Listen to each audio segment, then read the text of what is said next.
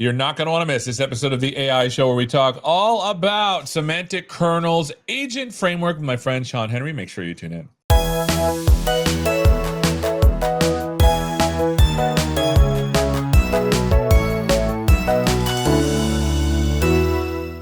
Hello and welcome to this episode of the AI Show where we're talking all about Semantic Kernel's agent framework with my friend Shawn Henry. How you doing, Shawn? Great. I'm super excited about agents. Let's do it. I know, I am too. But before me and Shawn work together, why don't you tell us who you are and what you do? Well, so Seth and I work together a lot. We both work together on Azure Foundry, which is our AI platform, and specifically I work on Semantic Kernel, which is our library, our SDK, our agent development kit for pro code developers to build agents and AI applications. I love it. I love it. We've worked on a ton of stuff together, so it's really cool to have you on the show. Why don't we start with sort of explaining what Semantic Kernel is, and then maybe this agent stuff, maybe you can get into a little bit. Yeah, for sure. So Semantic Kernel, we're an SDK. It's an open source project. You can go and get it on. You can go to GitHub. You can see our project there. You can get it from your favorite package repository. We have development kits for .NET, for Python, and for Java.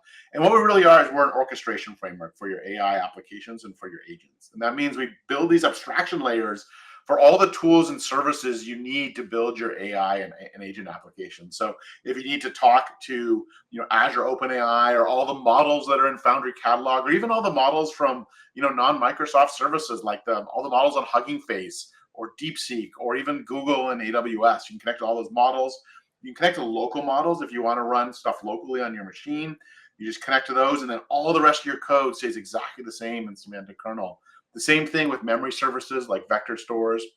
We're talking about agents. We actually allow you to connect to agents hosted in managed services, like the services we have in Foundry with the Azure AI Agent Service, but also services in AWS and Crew AI, and then create plugins into things like MCP and OpenAI and connect those into your applications to make it really easy to take your existing code and services and build agents and AI applications with them. It sounds like the Swiss Army knife for working with agents and LLMs. Would that be an accurate description?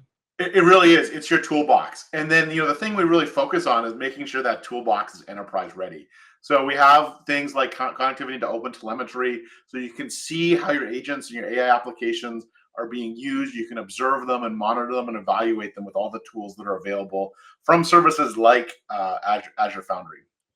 So this is amazing. I love it. You're setting the stage for what Semantic Kernel is. I've heard a lot of definitions for what it means to be agentic. How does Semantic Kernel enable agentic behavior? Why don't you tell us a little bit about that? Yeah, I like to say that we built agents before they were cool, before they were called agents with Semantic Kernel. If you think of the three things that kind of make an agent, one is the ability to reason over a process. So that's your LLM, your model. So we have these AI services you can talk to. That's your LLM. It's got some memory or some context. This might be your vector store. Maybe it's doing search in the vector store or from some other knowledge base. And then the thing that really separates an agent from just calling a large language model is the ability to use tools. And this is where as part of your prompt to the model, you give it a bunch of tools it can use. Oh, you can call this API, or you can use this component to solve the problem you're trying to solve. So now you have something that's agentic. It can take action on something, and the control flow now is in your LLM. And that's what Semantic Kernel makes really easy, is that you can connect to either existing services through OpenAPI, MCP, or you can connect it to places in your code by annotating your code with tools, and those flow right into your LLM, and then like magic, the Semantic Kernel will just call those for you. I feel like there would be a spectrum of LLM kind of applications, because early on I just used whatever the thing returned and did control flow based on that. But agentic is a little bit more than that because it enables tool calling. Well, my sense is that once you start composing these things together, you're getting these really big systems. Can you talk a little bit about that? Yeah, you kind of mentioned things as being agentic, and you kind of move from very simple things, which are kind of these agents that maybe aren't actually even making tool calls, all the way up to these, larger agents where you start adding more capabilities, more tools. You're doing things like agent RAG, where you're having an agent do search for you and return results. But then the next step is into multi-agent systems where you have these agents collaborating together, either kind of figuring out the plan on their own. You have like a coordinator agent that then uses these other agents kind of like tools to solve the problem, or you have like a process or a graph that you've defined, and you have your agents working together and handing off things from one agent to another to solve a problem. All right. So as I'm looking at this, because you brought a really good slide. The thing that I was talking about, the first is just using an LLM prompt to do something. A single agent is the thing that does more than that. I don't see the function calling indicated anyway here. Can you help us sort of bridge that gap? Oh, it is. Yeah, it's these little arrows here coming out of these agents. So like in this case, in the single agent, where the agent is making that call into your data store, like this might be a vector database. It's actually using a tool call to search into that database. Or you can see over here in this multi-agent system, you have an agent that's talking to a web service, or maybe it's searching the web, or over here to like a database. One that's really interesting is having these agents that can actually run code inside a container. I'm sure you've had experience, Seth, where like these large language models seem super smart and they fail at basic math. Yeah. But one of the things they're really good at, which we all know, is writing the code to solve that math. So like a great thing to do if you have any sort of analytical work, like generating charts or something like that, you actually have an agent that can maybe generate Python code that it can then run in a container to generate those charts or to do calculations for you. Yeah, and I love the way that this sort of goes from the spectra of, I said spectra because it's plural, right? The That's spectra, a word. I think that's a word, Seth. I know. From the simple, like we're just using an LLM as an LLM, to hey, we're using an LLM to make decisions about what to execute, to hey, we're using a composition of multiple programs with potentially different LLMs composing together to build a multi-agent system. I love the grow up story here. That's right. And that's a really good point you mentioned around different LLMs. Like when you have a multi-agent system, you can choose, which agent uses which large language model. Maybe you have these new reasoning models in your coordinator agent, and then you have these specific small language models for some of the other services. And then with the multi-agent system, what we've seen is you get kind of better overall performance than just building a giant agent with a single model. Yeah, because I mean, you could choose models that are good at specific things to do specific tasks and then aggregate it together. It feels like a new programming model, so to speak. That's right. Yeah. Yeah. There's all these dials you can turn to really tune your system. So as I'm looking at this, right, because we're saying new programming model and we're saying a semantic kernel, I feel like we need to look at like, what does this actually look like when we're like putting, code to paper, as it were? What do we got? You want to see some code, Seth? Is that what yes, you're saying? I want to see. I'm trying to like find a fancy way to be like, can you show me how it works? All right, so let's take a look. Let's take a look. Okay, so I mean, the first sample here is like just the very basic agent, like that slide I showed right on the left, the most basic agent. When you use something like semantic kernel, this is in Python here, you just pip install semantic kernel, and within 10 lines of code, you can be building an agent. So we can see here in lines 7, 8, and 9. This is all it takes. All I'm doing, I'm creating my agent here. This is a type of agent we have in semantic kernel called a chat completion agent. I'm binding it here to the Azure chat completion service. So this is Azure OpenAI. It's pulling in all my keys and authentication from my .m file. And then I give it a name, and then I give it some instructions. And then if it's just a one shot, I just call the agent just like this. So, but I want to move over right away. Before we get there, before we go there, because this just looks like the same thing we did before when we were just calling the OpenAI SDK. It almost feels like a one-to-one thing, right? It is, but that's where you start, and so it's a great way. My kind of recommendation is to start with agents because your application is going to grow, and as it gets more complicated, and as you want to compose different things together, if you start with an agent, even if it's a very simple thing like just calling an LLM, that gives you space to grow your application into these agentic frameworks. I actually love the fact that you're getting started with something that we've seen, because now you're going to start to get into something that we haven't seen that builds upon this. Am I right or am I wrong? That's right. Yeah. Here's where it gets really cool. This is what sold me on semantic kernel, is the ability to have it actually use your existing code. So we have exactly the same thing that we saw before, except now there's 2 extra lines. One is I've given it a plugin, and I've given it some arguments in terms of our response format. So let's look at the plugin thing first. So first of all, like, what is this menu plugin? So we're building an assistant an agent that can ask that we can ask questions about like a hypothetical menu. We're going to ask it, what is the soup special and its price? So how does it know that? Well, it needs a database. So we kind of simulate our database up here with a class that has two functions, one that gets our list of specials, 3 specials, and then gets the price for a particular special. And you see I've added some annotations to this. I've added these kernel function annotations. These are things that tell semantic kernel that these are functions that we want the LLM to be able to call. And we give it some metadata about what these functions actually do.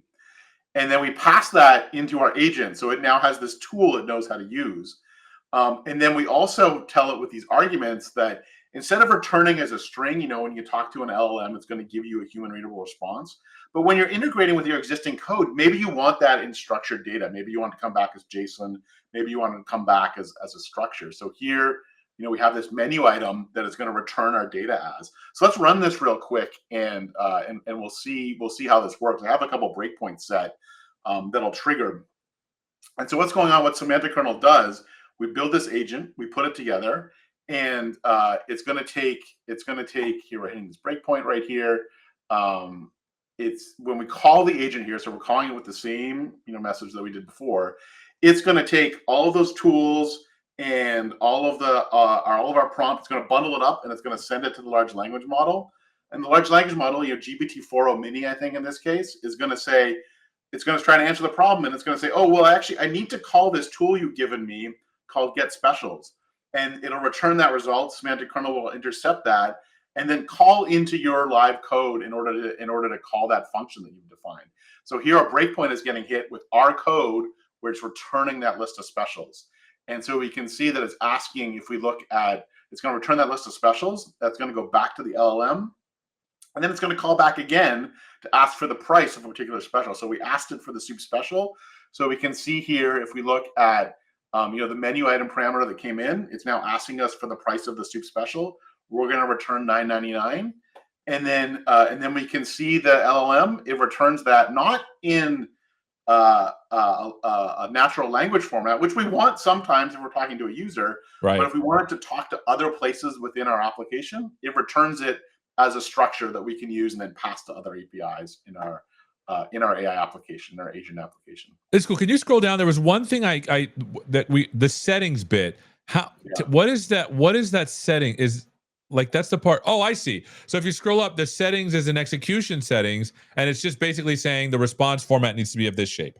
Great, you caught me, Seth. I forgot to mention that part in line 30 here. Cool. Yeah, so what we're saying is that it's going to be this menu item type, which we've defined up here, which has a price that's a float and a name that's a string. And so it's always going to return in that format. So you don't have to parse the results from your large language model. We'll do that for you. It's directly in a structure you can use in the rest of your application. Yeah, this is cool because it allows you to actually not have to, because a lot of the other calls require, let me put our faces up here, our faces. It required, before you would have to like wire all these like JSON object things and put them everywhere. This kind of makes it a little softer around the edges, I think. Yeah, I really see it as a way of like interfacing, like how can I use agents and LLMs in my existing code that I've been building over years. And how do I get it to interface to kind of more structured programming models? I love it. So this makes sense to me because now we moved from the thing that we know to a thing that we know plus that now is agentic, right? How do we, like, I imagine like I'm creating, like before I used to create a bunch of classes to do stuff and then I would have them talk to each other. What does that look like if I'm building a bunch of agents that now need to talk to each other? So what do you got for that? Yeah, I mean, the good news is with semantic kernel, it looks, exactly the same. So like this is a sample here where we built a 3-agent system. So like similar to that diagram I showed. And we define, this is a multi-agent system that is, processes like a customer service system. So it's got a billing agent that knows more about handling billing requests. We got a refund agent that knows about handling refunds. And then we have this triage agent, which is the agent that handles delegating the task to each particular agent. And we give that agent as tools. We showed plugins before. We showed that menu plugin. We actually give that agent these other agents as tools. So now that agent has these agents it can use to delegate to when it has a particular task to run. So like when we run that, the user request is going to come in, to that top level agent, the one that's at the top, and we're going to ask it to do something. In this case, I'm going to ask it. I'm going to say I was charged twice for my subscription last month. Like, can I get a refund?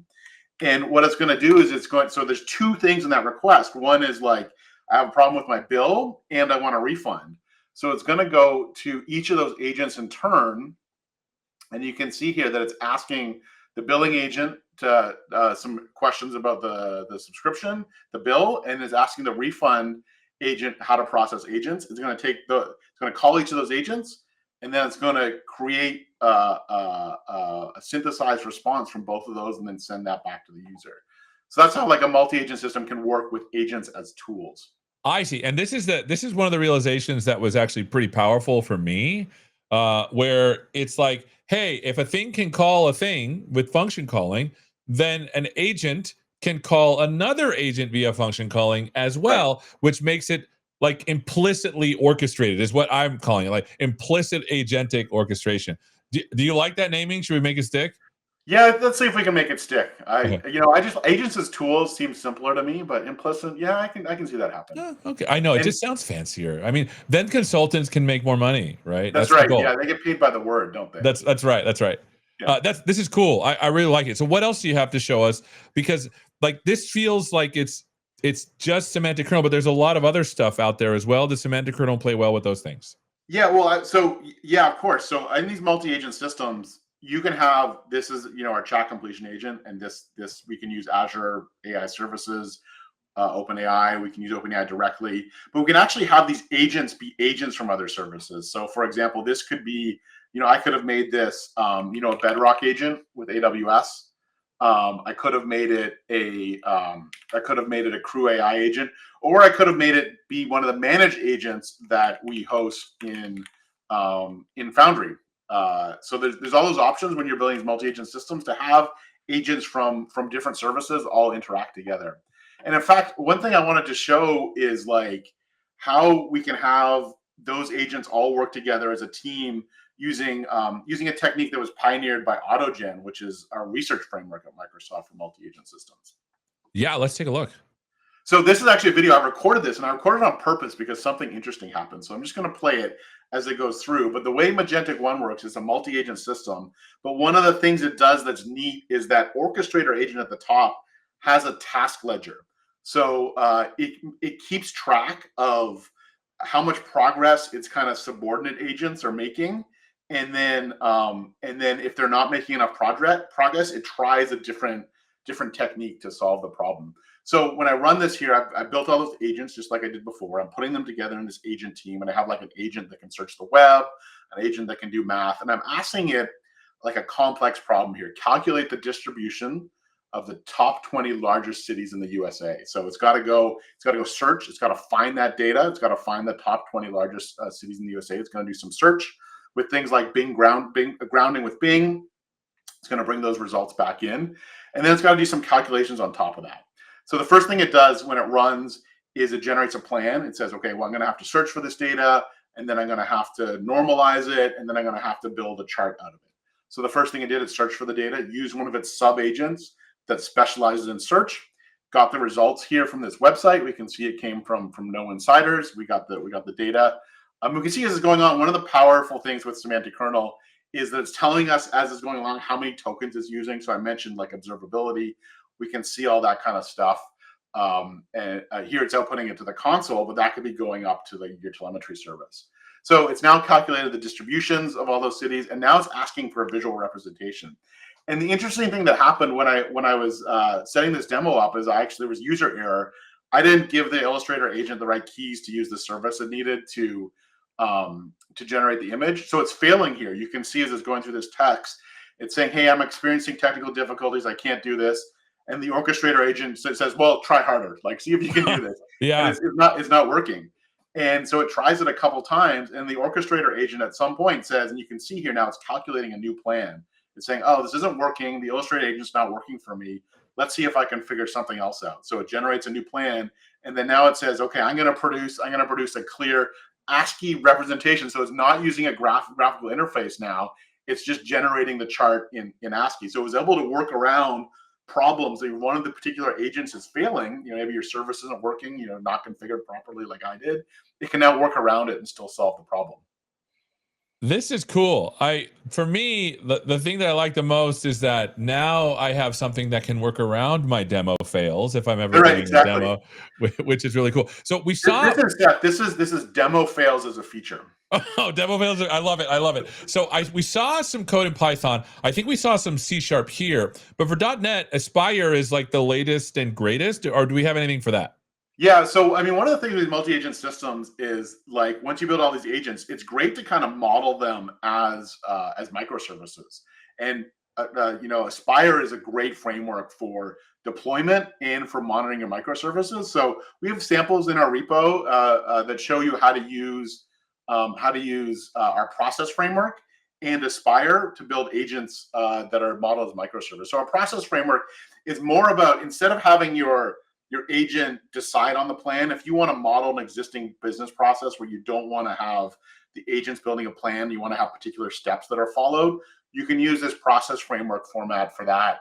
And it gives you much more control over the steps. Like sometimes you don't want the agent to try and solve the problem on itself. You want it to work in a particular order. So in this case, we have a process that takes an incoming document and then summarizes it, and then translates it first, and then summarizes it. So it's got 3 steps in the process. It's got one agent that gets the document. It's got one agent that translates it, and one agent that summarizes it. So in this case, we build these steps and we connect these agents together, and then we build those together into a process, and then we can deploy those with Aspire, and they'll each get modeled as as a microservice. So here we're creating the process, and we're starting it and giving it some data to kind of kick it off. So as it's going, this is super cool. So in this case, you are forcing it to do a certain step. Oh, sorry. What are we looking at here? Oh yeah. So now we got the Aspire dashboard, and I love the Aspire dashboard because it gives you really kind of intimate details of everything that's going on with your processes. So here we've kicked off, and we can see we've got our 3 agents. We've got our process orchestrator, and we've got our summarizer and our translator. And we can see, because they're modeled as microservices, we can see like all the calls going back and forth between them. We can see the HTTP requests between them. And Aspire did all the deployment for us. It managed all the keys. It's managing all the calls between the services, and that's all happening in our microservice system. But then we can also see each of our agents, and we can see how long each of them are taking to execute. So we can see, like in this case, when I made this call, we can see our entire composite action is taking 11.58 seconds. But then we can break it down, and we can see that the translator agent is taking 8.5 seconds, and that our summary agent is taking about 3 seconds. So we can see, okay, maybe our translator agent for some reason is taking a lot longer, and that's something we want to look at. And then we can also obviously see in our logs how many tokens or how much usage or what the prompt looks like for each of our agents. So it's a great way to have some observability into multi-agent systems. This is actually amazing. I love the fact that not only do we get to see like advanced agentics, because we went from like a single agent to multiple agents that are composed by function calling, to then something called the process framework, which tells it like, hey, you need to call these things first and in this order, and then to actually deploying and having useful visibility into how the applications work. It's pretty cool. Shawn, where can people go to find out more? Yeah, for sure. So I think first and foremost, I would say check out our GitHub repo at Semantic Kernel. You can search right here. Semantic Kernel. Yep. Or you can go to our Learn site. So we have Microsoft documentation. You can find all sorts of documentation and samples. Between the Learn site and our GitHub, we have over 200 samples for agents in both C# and Python that you can go and try. And then finally, please join us every week. We have office hours for Semantic Kernel, and the engineering team is there, and you can talk to us. We'll show you the latest new features that we're creating. We're adding new features every week, and you can ask us questions about building agents with Semantic Kernel. Well, I love it. Thank you so much, Shawn. Cool. Nice to chat, Seth. As always, thank you so much for being with us, and thank you so much for watching and learning all about Semantic Kernel's agent framework with my friend Shawn Henry. Thank you so much for watching, and hopefully we'll see you next time. Take care.